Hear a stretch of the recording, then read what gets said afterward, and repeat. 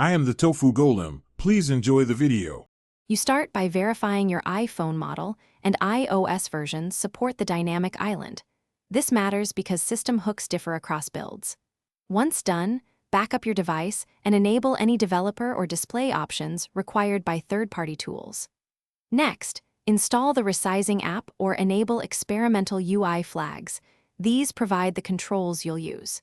Make sure to grant necessary permissions when prompted and reboot if the tool asks. That ensures the system recognizes new display parameters before you proceed. You now open the resizing tool and select target width, height, and padding for the dynamic island.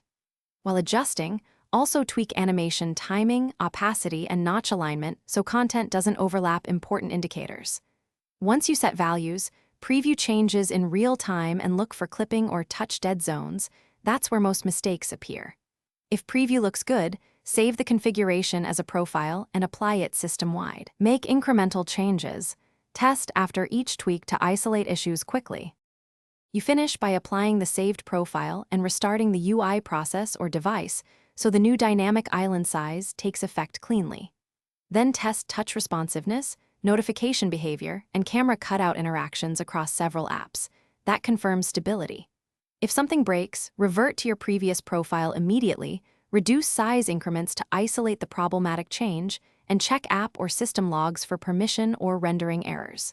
Finally, make one small adjustment at a time until the display and interactions feel natural. Thanks for watching. Consider subscribing if we helped you today.